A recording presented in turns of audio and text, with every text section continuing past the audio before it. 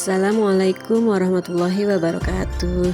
Bertemu kembali dengan saya Ibu Iis Aisyah dalam mata pelajaran biologi. Semoga semuanya dalam keadaan sehat dan berbahagia. Pada kesempatan kali ini kita akan membahas tentang sistem reproduksi pada manusia. Mengapa makhluk hidup bereproduksi? Makhluk hidup bereproduksi bertujuan untuk mempertahankan keberadaan jenisnya.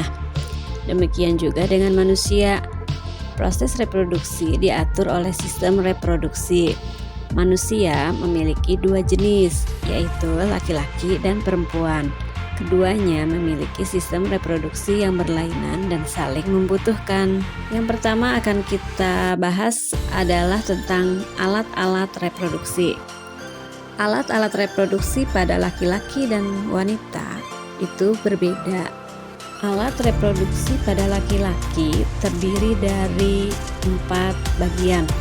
Yang pertama testis, yang kedua saluran kelamin, ketiga kelenjar kelamin, dan yang keempat penis. Alat reproduksi laki-laki yang pertama adalah testis. Testis merupakan kelenjar kelamin penghasil sperma dan hormon testosteron. Jumlahnya sepasang, bentuknya bulat seperti telur, dan tersimpan di dalam suatu kantong yang disebut skrotum. Kantong ini terletak di luar rongga perut. Testis menghasilkan jutaan sperma setiap hari mulai dari masa pubertas sampai meninggal dunia.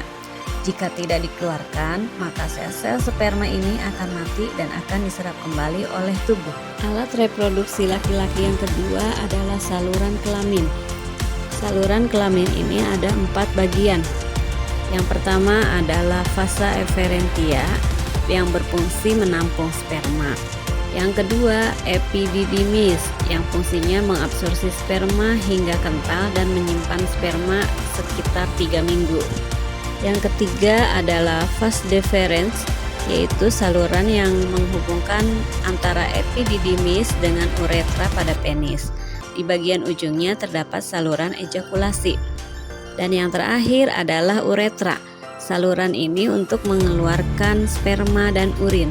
Ada 3 kelenjar kelamin dalam alat reproduksi laki-laki, yaitu yang pertama adalah vesika seminalis yang merupakan kantong semen atau mani yang dindingnya menghasilkan cairan lendir yang mengandung fruktosa, asam askorbat, dan asam amino sebagai makanan dan pelindung sperma sebelum membuahi ovum. Semen atau mani adalah cairan yang terdiri dari sperma dan cairan yang dihasilkan oleh beberapa kelenjar. Kelenjar yang kedua adalah kelenjar prostat yang berfungsi menghasilkan cairan basah berwarna putih susu. Cairan ini berfungsi untuk menetralkan sifat asam pada saluran vasa efferentia dan cairan pada vagina sehingga sperma dapat bergerak dengan aktif. Dan kelenjar yang ketiga adalah kelenjar Koveri, yaitu kelenjar yang menghasilkan cairan pelicin. Alat reproduksi pada wanita terdiri dari 5 bagian. Yang pertama ovarium, yang kedua oviduk, yang ketiga uterus, keempat vagina, dan yang kelima adalah organ kelamin bagian luar. Alat reproduksi wanita yang pertama adalah ovarium atau indung telur. Ini merupakan kelenjar kelamin yang memproduksi ovum atau sel telur dan menyekresikan hormon estrogen dan progesteron. Alat reproduksi yang kedua adalah oviduk atau tuba Fallopi atau juga disebut dengan saluran telur. Oviduk ini berfungsi untuk menyalurkan sel telur ke uterus atau rahim dengan gerakan peristaltik dan dibantu oleh gerakan silia pada dindingnya. Di dalam oviduk inilah nantinya akan terjadi fertilisasi atau pembuahan. Organ selanjutnya adalah uterus atau rahim. Rahim ini merupakan tempat berkembangnya embrio. Selama kehamilan, volume uterus mampu mengembang hingga 500 kali. Organ selanjutnya adalah vagina.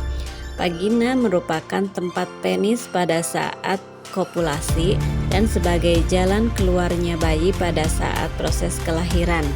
Alat reproduksi yang terakhir pada wanita adalah organ kelamin luar yang terdiri dari 5 bagian, yaitu yang pertama adalah klitoris, di mana struktur klitoris sama dengan penis pada laki-laki. Yang kedua adalah vulva, yang ketiga lubang saluran kencing, yang keempat lubang vagina, dan yang terakhir adalah fundus. Terima kasih sudah menonton video pembelajaran. Sampai jumpa pada materi berikutnya. Wassalamualaikum warahmatullahi wabarakatuh.